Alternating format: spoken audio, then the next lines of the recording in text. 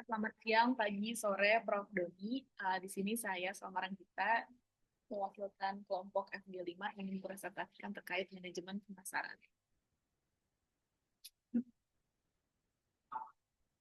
Jadi di sini kita beranggotakan tiga, yaitu ada saya sendiri, ada Karafi, dan juga ada Shanata.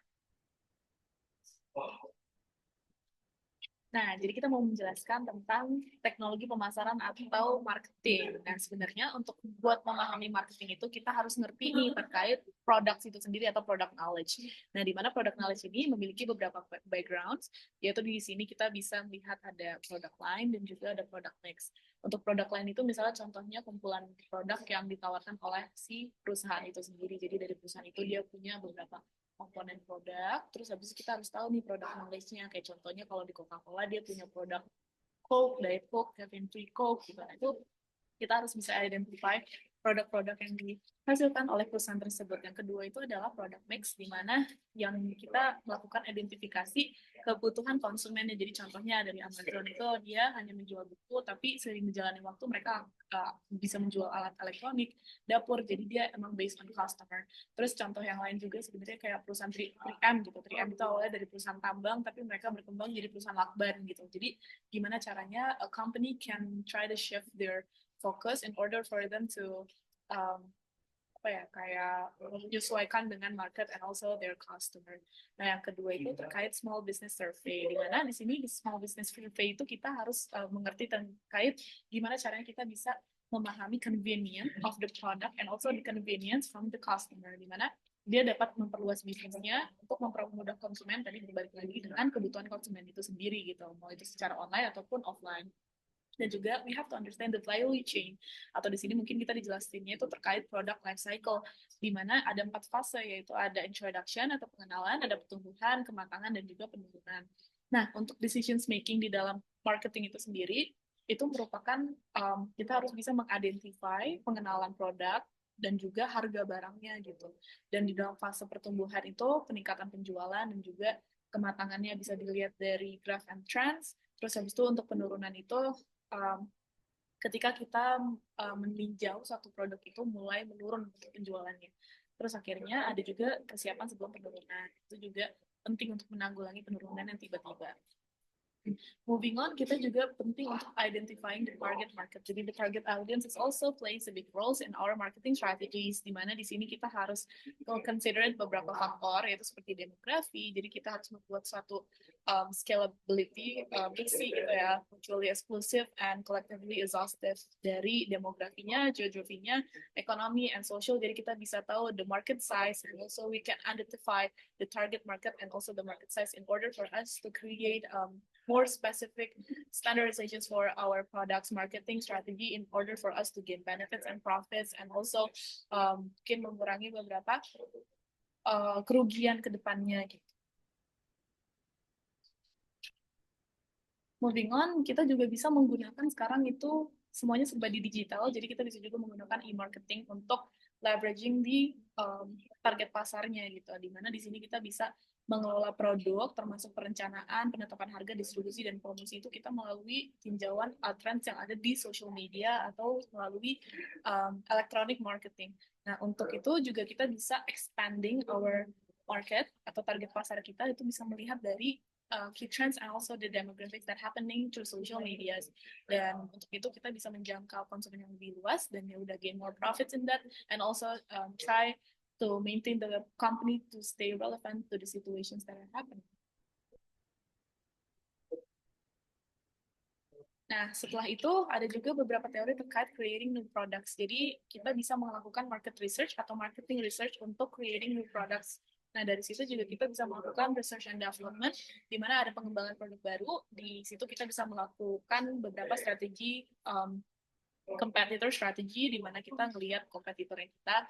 Nah, itu juga kita nggak berpatokan dengan kompetitornya, gimana cara kita bisa punya USP atau unique selling point dari produknya kita. Jadi kita mengetahui kompetitor kita untuk mengidentify perbedaan dari produk kita dan juga to differentiate our products itself. Nah, untuk itu kita juga bisa melihat kekurangan, kelebihan, dan juga mungkin menjadi benchmark dari produk-produk yang udah ada di market landscape. Nah, untuk selain itu juga kita bisa melakukan penelitian dan pengembangan dan juga investasi Dan juga mungkin sekarang itu scalability itu penting untuk adanya efficiency dan juga cost efficient. Dan untuk itu bisa menggunakan teknologi atau mungkin integrated with IoT atau mungkin teknologi-teknologi terbaru dan efisiensi untuk produksi, operasional ataupun untuk creating the product itself.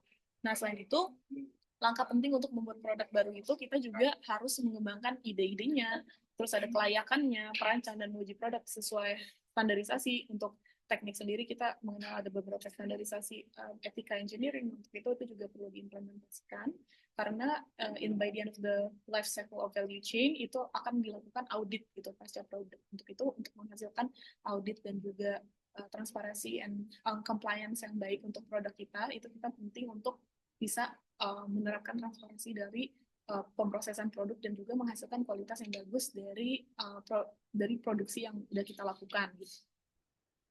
Nah, selain itu juga terkait product differentiations, di mana di sini kita harus memiliki beberapa unique selling point atau pembeda. Di situ harus kayak desain, kemasan, branding itu juga penting. Nah, untuk itu ini juga ada channel of distributions, di mana channel of distributions itu kita kenal ada 3, ada direct, ada indirect, terus habis maksudnya ada direct, ada one level, sama ada two level. Di mana kalau misalnya direct itu dari producer to customers. Contohnya kalau dari producer to consumer mungkin susu-susu murni gitu ya, yang kayak dijual dari pedesaan gitu. Terus ada juga yang lewat retailers. Dia misalnya kayak contohnya perusahaan emas gitu ya, dia memproduksi emas. Kayak contohnya Antam, itu kan dia langsung ke retail Antamnya gitu. Langsung ke customer atau mungkin ya kayak gitu. Kalau misalnya producers to wholesalers atau retailers customers itu two level channel. Jadi kayak contohnya biasanya kayak ada gudang besar gitu. Jadi misalnya Adidas gitu dari US itu kan kita ada wholesalersnya dulu, terus akhirnya baru retailer. Atau mungkin ada beberapa perusahaan emas nasional gitu kayak contohnya UBBP atau UBS, itu dia bisa melalui wholesalers dulu, terus retail akhirnya ke customers. Sekian dari saya, akan dilanjutkan dari teman saya Shanata. Terima kasih banyak.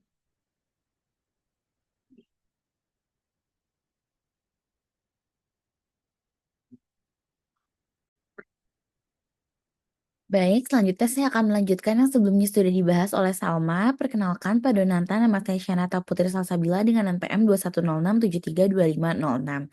Jadi selanjutnya, sebagai suatu perusahaan kita harus menentukan selecting the degree of market coverage. Jadi kita harus menentukan seberapa besar cakupan dari pasar kita agar pastikan produk kita itu mudah untuk diakses oleh konsumen. Di sini akan dibagi menjadi beberapa pendekatan distribusi. Yang pertama ada intensif, di mana distribusi intensif ditujukan untuk mencapai cakupan pasar yang lebih luas.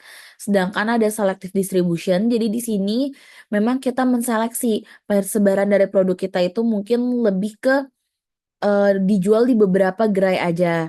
Sedangkan kalau exclusive distribution ini adalah untuk membuat branding dari produk kita sebagai produk yang mewah dan juga limited edition atau terbatas.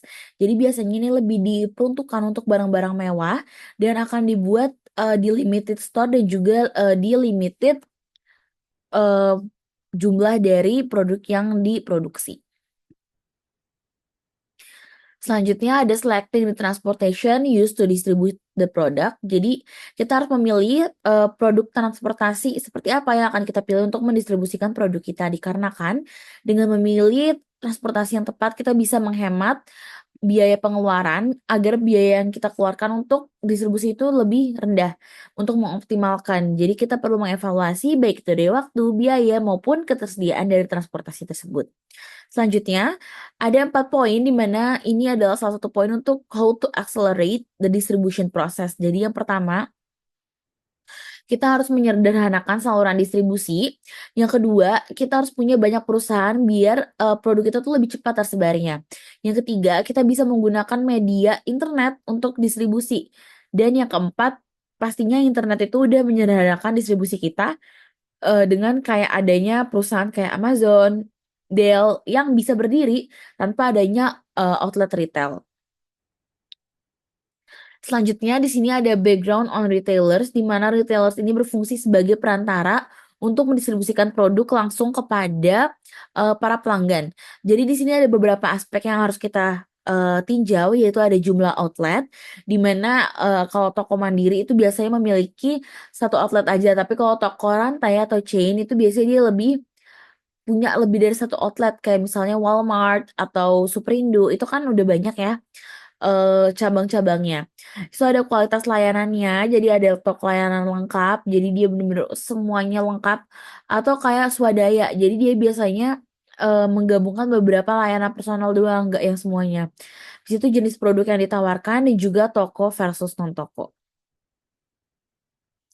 Selanjutnya ada juga background on wholesalers, di mana di sini pedagang grosir itu perantara yang membeli produk dari produsen dan dijual ke retailers. Di mana ini bakal dibagi jadi dua. Ada bagaimana sih pedagang grosir itu dapat membantu produsen, yaitu dengan cara para pedagang grosir ini bisa menyimpan stok dalam jumlah yang lebih besar untuk mengurangi kebutuhan ruang dan investasi dari si produsennya gitu, biar keuangannya tetap berputar. Habis itu ada keahlian penjualan, ini mempengaruhi pengecer buat beli atau pengiriman ke pengecer. Jadi pedagang grosir ini tuh bisa ngebantu nyalurin lah dari produsen ke langsung ke pengecer. Dan bisa ngambil resiko kredit juga. Nah, kalau misalnya buat pedagang grosir, itu juga bisa membantu terhadap pengecer, yaitu dengan menyediakan inventarisasi yang besar dan tapi dibolehin buat beli dalam jumlah kecil. Habis itu menyediakan materi promosi biar para pedagang kecil ini tuh juga bisa mendapatkan target marketnya sendiri. Habis itu menyediakan display produk atau contoh, menawarkan produk dengan kredit untuk memudahkan ya transaksi dan juga memberikan informasi tentang kebijakan dan harga penjualan. Selanjutnya ada vertical chain integration, di mana integrasi saluran vertikal ini ketika produsen itu bisa mengelola beberapa level distribusi dengan membuka toko retail sendiri. Nah, kalau yang integrasi saluran vertikal oleh pengecer itu sebaliknya. Jadi pengecer bisa produksi produk itu sendiri jika memang mereka merasa biaya produksi itu lebih rendah daripada harga yang mereka bayar ke produsen. Selanjutnya ada additional pricing decision. Jadi ini perusahaan itu harus memutuskan apakah kita tuh perlu nggak sih menawarkan diskon harga penjualan dan juga kredit. Di mana di sini diskon tentu aja untuk memungkinkan kita bisa menarik pelanggan buat ningkatin awareness pelanggan terhadap produk kita. Sedangkan kalau harga sell itu biasanya untuk memberikan membeli barang jika harga diturunkan. Jadi emang biasanya ada kan konsumen-konsumen yang nunggu diskon aja gitu atau nunggu sale aja gitu. Nah, habis itu sekarang ada juga persyaratan kredit. Jika memang perusahaan ini mampu, dia juga bisa buat memberikan tawaran kredit untuk mencapai semua lapisan kalangan masyarakat. Selanjutnya ada evaluasi proyek, di mana evaluasi status proyek ini dibutuhkan. Ini adalah tindakan yang korektif yang sangat-sangat diperlukan. Jadi ini tuh bisa dari pemimpin dan manajernya bisa ngecek proyek kita ini sebenarnya ada nggak sih yang harus diperbaiki. Jadi nanti bakalan diatur baik dari tinjauan jadwal, pertemuan, interaksi antara tim buat membahas ataupun mengulas tentang proyek itu dan menyorot masalah serta menghasilkan ide ataupun penanganan yang tepat untuk menangani resikonya. Selanjutnya ada good case practice project management, di mana ini adalah salah satu tindakan yang korektif yang bisa kita lakukan ketika terjadi masalah ataupun ada problem yang bisa mengatasi potensi keterlambatan. Jadi di sini pertama kita tuh bisa menyesuaikan. Kalau misalnya ada optimasi kinerja proyek, berarti kita harus melakukan suatu tindakan yang cepat. Jadi misalnya frekuensi rapat kita biasanya itu per minggu atau per bulan, kita ubahlah jadi informasi harian biar rutin, biar problem-problem dan juga potensial kegagalan itu bisa dihambat. Habis itu bisa melakukan manajemen personel, pertemuan fisik tim, optimalkan waktu dan usaha tim. Habis itu bisa juga meminta bantuan dari sumber daya eksternal dan juga penyesuaian ruang lingkup dan jadwal. Selanjutnya ada evaluasi pasca kerja, di mana evaluasi kinerja proyek ini bermanfaat untuk meningkatkan personal dan juga organisasi.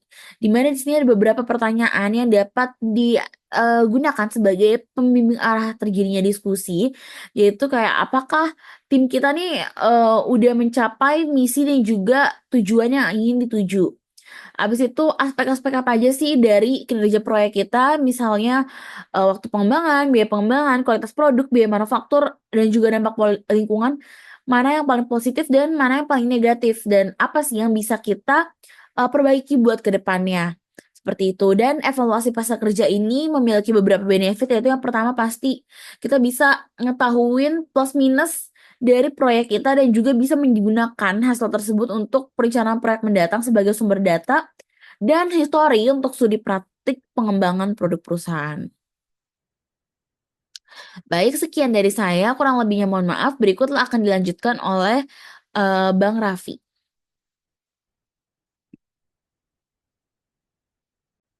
Oke, saya akan melanjutkan presentasi dari teman saya. Untuk topik yang kali ini akan dibahas itu adalah memilih strategi promosi yang paling efektif, di mana perusahaan harus menyesuaikan strategi promosi mereka dengan produk yang dipasarkan, target pasar, anggaran, memilih antara iklan, penjualan personal, promosi penjualan, atau kombinasi metode-metode tersebut untuk hasil yang optimal. Untuk memilih strategi promosi paling efektif ini tuh ada 3 poin. Poin pertama itu ada menentukan target market. Jadi perusahaan menyesuaikan strategi promosi mereka dengan berdasarkan target pasar. Adapun strateginya itu pertama strategi tarik atau pull melibatkan promosi langsung ke konsumen untuk menciptakan permintaan yang menarik produk melalui saluran distribusi. Sementara strategi dorong atau push melibatkan promosi ke grosir atau pengecer yang kemudian mendorong produk ke konsumen. Pemilihan strategi bergantung pada karakteristik produk, pasar target, dan tujuan perusahaan. Nah, selanjutnya poin kedua ada promotion budget. Jadi promotion budget itu adalah jumlah dana yang dialokasikan perusahaan untuk membiayai berbagai metode promosi dalam jangka waktu tertentu. Nah, setiap produk biasanya memiliki anggaran promosi sendiri yang bisa besar jika promosi diperkirakan berdampak besar pada penjualan atau diperlukan untuk mencegah penurunan penjualan beberapa faktor yang mempengaruhi anggaran promosi untuk produk tertentu. Kurang lebih ada 3 poin lagi. Yang pertama itu ada tahap siklus hidup produk. Jadi produk baru mungkin memerlukan anggaran promosi yang lebih besar untuk meningkatkan kesadaran pasar. Sementara produk yang lebih matang mungkin membutuhkan lebih sedikit gitu. Terus yang poin kedua itu ya ada persaingan, di mana ketika di pasar tuh dengan banyak pesaing, perusahaan mungkin perlu mengalokasikan lebih banyak dana untuk promosi agar tetap kompetitif. Terus yang terakhir, poin ketiga, ada kondisi ekonomi. Jadi ketika kondisi ekonomi itu sulit, nah, perusahaan mungkin harus mengurangi anggaran promosi, tapi saat ekonomi membaik, anggaran bisa meningkat untuk memanfaatkan peluang yang lebih besar. Lanjutnya di sini ada poin yang ketiga untuk memilih strategi promosi yang paling efektif. Yang ketiga itu ada evaluating and revising a firm promotion. Jadi perusahaan menganggap promosi sebagai investasi yang signifikan terhadap penjualan, bukan sekadar pengeluaran. Nah, mereka tuh ingin memastikan bahwa upaya promosi sepadan dengan biaya yang dikeluarkan dan menilai efektivitas strategi promosi menjadi bagian penting dari proses tersebut.